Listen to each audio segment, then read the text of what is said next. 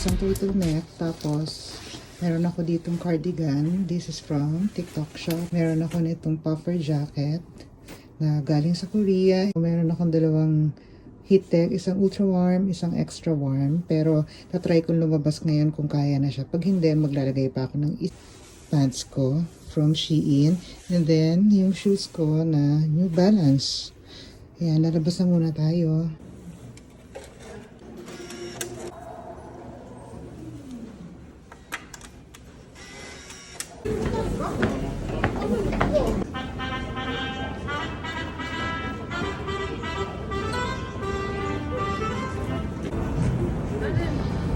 자연이 옷이 수없이 많이 남아있었어요.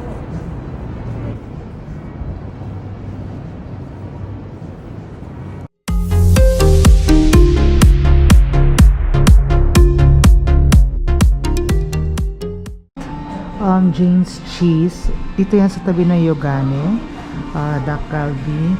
Second floor siya. And ganito yung itsura niya. Walang tao kasi 3:30 in the afternoon. Are you tired? No, And hungry? I'm Hungry. No, you're hungry. I'm hungry. Ay, meron din pala sila dito ng fit, jokbal. Yan, Jay, gusto mo jokbal? Libre kita. No. Nandemon tayo, Jay. Yun lang, last na. Tapos balik na tayo sa hotel ng 6. Okay, sakto lang, di ba? Okay, share ko lang. Sa iba, may ganito sila, pero basurahan yun. Marami kasing mga plastic minsan niya nakapatong-patong. Kumuha si EJ kasi nga gagawin niya gloves. Lumapit sa kanya yung server. Sabi niya, no. Kasi nga trash can. Pero dito, girl, yung trash nila, sama-sama na. hindi masyado maselan dito sa restaurant na to. Malinis ang tubig. Pwede kang uminom ng tubig galing sa faucet lang. Hindi ka mag-LBM. Sakitin pa naman yung tiyan ko. So ako, uminom lang ako dito na nakaganyan. Kasi wala silang bottled water. Ayan. Ito na siya. Diba? Oo nga naman. Good for two na to. Tapos mamimili ka ng level of spiciness. And ayan, kung gaano karami yung cheese. So meron dong one serving ng cheese, many cheese, and many cheese. Ganun ang description. Parang kinuha namin little bit spicy. So meron doon kasi no spicy, little bit spicy, tsaka extremely spicy. Ayan. Tapos we have syempre mga banchan na very popular sa Korea. Lahat ng kain nila with banchan yan. Meron tayong kimchi, pickled cucumber, and pickled na radish, and then corn and cheese yata to. Yun pala yung nakapag-spice, Jay, yung jalapeno.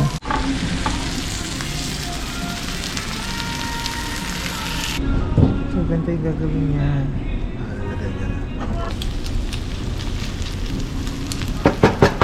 Wow.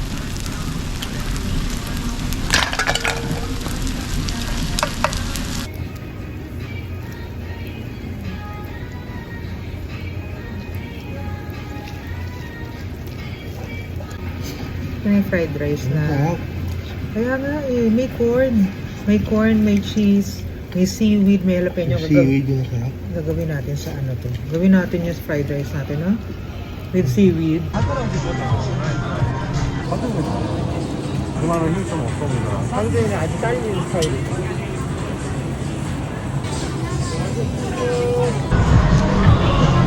Kain siya na kain. Magsi 6 o'clock na. Pabalik na kami ng hotel. Eto na siya. Magpapalit na ako.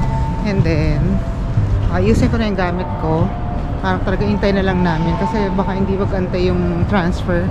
So, alam ko sandali lang mag-aantay. Baka ma-penalty na naman kami, no? So, ayan. At ma-miss pa namin ang flight namin. So, mas maganda na.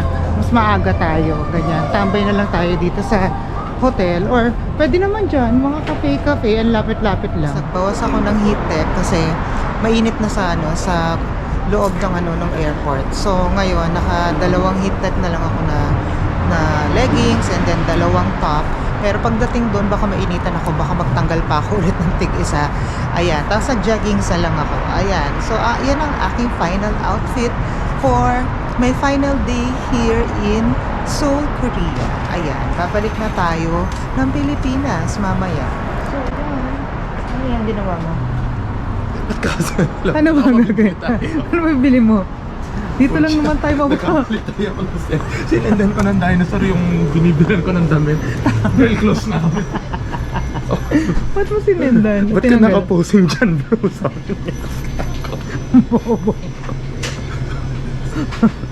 Lutang na ako. Ang syunga-syunga naman ito, nakakainis. Ay, alam mo kung ano hindi natin nabili, yung mga coffee ganyan. Jay, ayan o. Hindi ka nag-uwi niyan. Oo. O yun saan? Saan mo pa i-check-in mo sa loob ng bag mo? Baka tumapon yan. O, so may nakalagay dito, if you close the door and reopen it, open it 15 seconds later. Wag daw agad-agad. Wag kayong ano. Kasi hindi daw lalamig tong mga Häagen-Dazs dito. Masisira. So, kailangan ma-maintain. Kailangan i-maintain ang ang temperature niyan. Wala naman tong masyadong laman tong 7-Eleven na to. Maliit lang siya. Nakakamiss tuloy yung 7-Eleven ng Japan. Kahit maliit, punong-puno siya. Ang dami mong mabibili. Iba pa rin talaga ang 7-Eleven Japan. And dito kami sa loob ng airport transfer namin.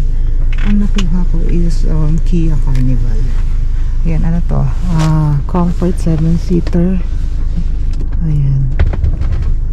This is for almost 4,000. Two people. For the comfort naman din talaga si EJ. Tignan mo, oh.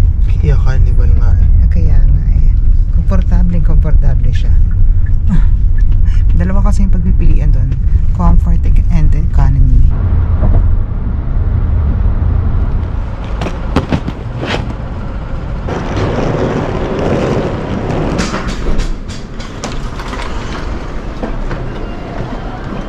Iikot muna ako bago kami pumasok sa immigration.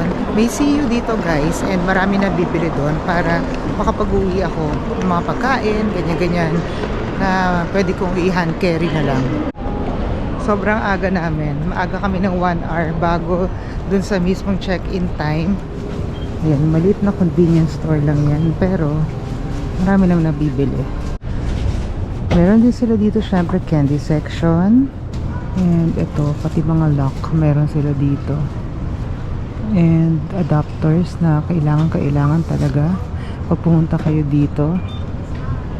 Ayan, charger, phone stand, meron din. Ito mga eco bags, energy drink. Meron din sila ditong Korean alcohol, which is the soju o HBAF almond. Iba-ibang flavors yan nandyan. Cookies, iba't ibang klaseng drink, coffee, de latte, ayan, sobrang sikat niyan. Then they have mga cup noodles, ice cream, eto mga napkins, pati ballpen, battery, meron dyan mga tape, lahat ng kakailanganan nyo. Meron din sila ditong safety pin, tapos etong nail care kit, brush, cotton panty, o diba? Mga, ay, wala pala akong panting dala, naiwan ko, ayan. Kailangan nyo magpalit. Ay, girl, meron dito, 99. And, meron din sila ditong tapes, shaver, floss, towels, o sunscreen, lip balm from Nivea. Meron ditong chips, juice, tea, coffee mix, chocolate drink, napakaraming mga noodles. Iba't ibang mga noodles yan, hindi lang yung mga Korean noodles. Soda, juice, Gatorade, dyan, Pocari Sweat, yung mga high-end na nila, dessert nila nandyan. Daming section ng drink, mga strawberry milk, iba't ibang klase, banana milk, nandyan din. Of course, they have chocolates, hindi pwedeng mawala yan, marami naghahanap na tsokolate. Bread section, at ito may egg din sila dito, ayan. Tapos ito yung mga nila, parang deli section nila, ayan o, meron pang sausage, mga sandwich, hamburger. Tapos may onigiri rin sila dito. There, ang dami, diba? Corn dog, meron din. Ayan, lahat na siya, microwavable siya lahat. Tapos yung Korean sausage, yung sikat-sikat sa mga K-drama, ayan siya, nasa ilalim. And ito yung mga microwavable na rice nila. Parang rice toppings na to. Microwavable din yan. Diyan, Oh, may curry, ano pa sila dito, sauce. Yun yung meat nila, yung parang luncheon meat. Hindi pala ako nakabili nun. Tapos na akong mamili, guys, ng mga tinatinapay ko na iuwi ko. And ito sa gitna, oh, meron ditong pascucci. Yan, mga bread siya. 7,800, 7,300. O, diba? Parang mga 350 pesos. Ayan, kung nagugutom kayo. They also have butter croissant, 3,400. Yan, ganyang kalaki. Meron din pharmacy dito sa Enchanto. Terminal 1 ako, guys. Dito sa may ano ako, departure area. Meron ditong Shake Shack. There. Kung kayo'y nagugutom at hindi pa kayo pwedeng pumasok kasi hindi pa kayo nakapag-check-in, merong Shake Shack dyan. So dito yung tax refund sa gate number 28. Dito yung mga machine na to, ito yung nagre-release ng ano, ng Korean won. Ayan, pero yung ibang mga cards yung sa Alipay, hindi siya nagre-release ng ano, pera doon. So yan, sa baba, yung machine doon, nakakapag-scan lang kayo pero hindi rin siya nagre-release ng tax refund. Currently 10 o'clock, meron pa tayong 2 hours na pag-aantay. Ayan, wala nang bukas dito, sarado na. Liquor shop na lang ng duty free. Tignan natin sa mga kainan ko anong meron. Kain muna tayo ng dinner since 10 o'clock na. Last meal namin was around 4 o'clock. Nandito na ako sa mga boarding gate. Nandito ako actually sa gate 107. Ayan, kasi inaantay ko si EJ. Ito na siya. Dahil tinitingnan namin kung anong bukas na kainan dito. Walang bukas. 10 o'clock pa lang, sarado na. Ano to? So, ang meron lang bukas dito, Dunkin lang. Mga stores sarado na rin. Ang meron lang, duty free. 10 o'clock pa lang, bakit ganun? Ang may kainan dito talaga is dun sa departure area. Bago kayo mag-check-in, yung mga pinakita ko na second floor doon. Doon lang kayo pwedeng kumain. Pag na-miss nyo yun, hindi kayo nakakain, hindi kayo nakabili ng sandwich, wala kayong nabili na anything sa convenience store, wala na kayong kakainan dito. Gutom na lang talaga kayo. Buti may Dunkin pa. Hindi ako kumuha ng food sa plane kasi ang flight namin is 12:40, so ang bala ko talaga matutulog ka na lang nun. Lalo na ngayon sobrang kulang yung tulog ko. 4 hours lang yata yung tulog ko, hindi ko kaya. Wala talagang restaurant here actually. Dun pala sa Terminal 1 lang. Kasi nandito na kami sa concourse kung saan yung mga boarding gate. So wala na talagang kainan. So if you're hungry and you have a flight going to Manila or going somewhere and nandito kayo sa sa Terminal 1, ang departure nyo is or ang airport nyo is Terminal 1, you might consider eating first dun sa mismong bago mag check-in or even after check-in, wag lang kayo papasok doon sa immigration kasi after immigration wala na kayong pupuntahan. So anyway, ayan, nandito na ako and titingnan natin kung ano mga meron dito. Ito kasi open naman siya na 24 hours kaya mahal na. Magkano yan?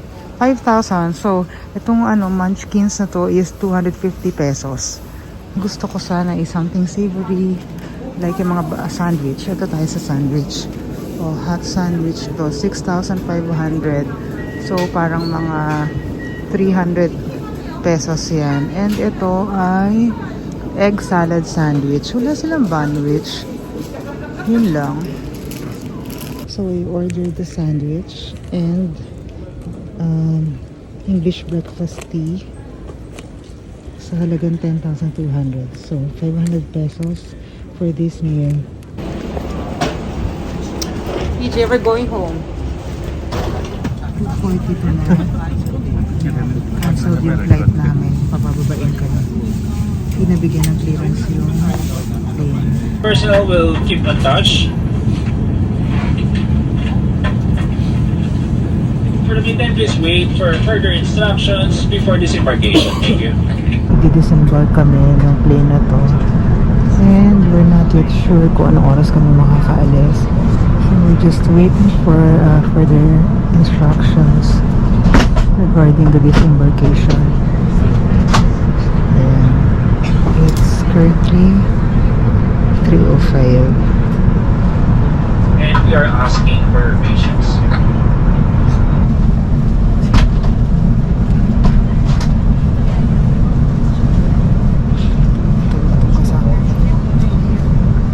We'll provide you a hotel, accommodation, stay for today, and return tickets available later. A full refund is possible, and due to aviation security, all guests should disembark. PJ, ano na, hindi ko alam ang nangyayari sa atin. Hindi ko alam nangyayari sa atin. Hindi tayo makakalipat ngayong araw na to. Hindi yata tayo lilipat ngayong araw na to. Gagawin tayo sa hotel. Oo, tulog na tulog ka, girl. Ingat po. See you later po.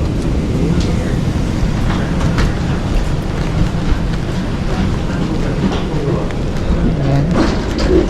Ito ang marka ng hindi nakalipad ngayong araw na to. Ayan, pabalik na ulit kami. Welcome back to Incheon. Ayan. Hindi ko naman inaasahan na magiging ganito ang ating Korea vlog. 4:30 na ng umaga. Incheon time. So dapat nakababa na kami ng Manila by this time. Ina-assist kami para makapasok na kami dito. Ito yung sa QR. Hindi na kami dadaan dyan. Sa bad decision na wala akong tulog masyado. Buti nakatulog ako sa plane siguro ng 2 hours pero mababaw lang. We are finally back here in Incheon International Airport Terminal 1 with our tour group. So ito, tawagin natin tong tour group na Team Sebpak. Diba ganyan pag sa mga tour may pa-team. 나가는 보상은 왕복 항공권 무조건 지급해드릴 거고요.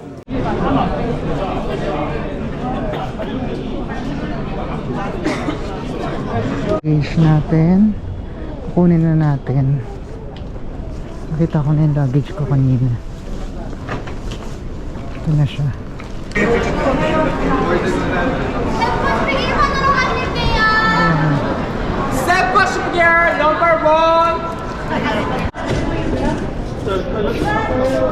One night. 호텔 one night. 이거 케어해야 될 것 같은데. 아니 일단 나 이거 So how does it feel to be in Korea after a few hours? Hindi ka nga nakaalis actually. Hindi ka nakaalis ng Korea.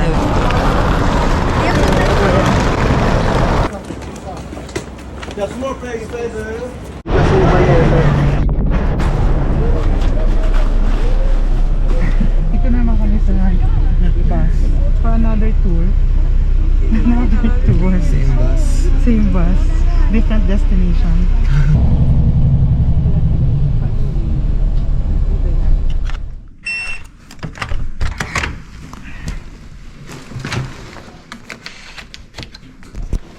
Okay, for our room tour, in fairness, ang ganda, Jay, ah.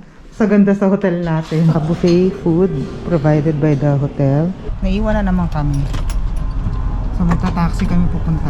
Na-stress na naman ako ng bongga. Kinagalit ko talaga to. Dahil ang bagal ng anak ko. 5 o'clock yung flight talaga namin. So we'll see. Sana makauwi na kami.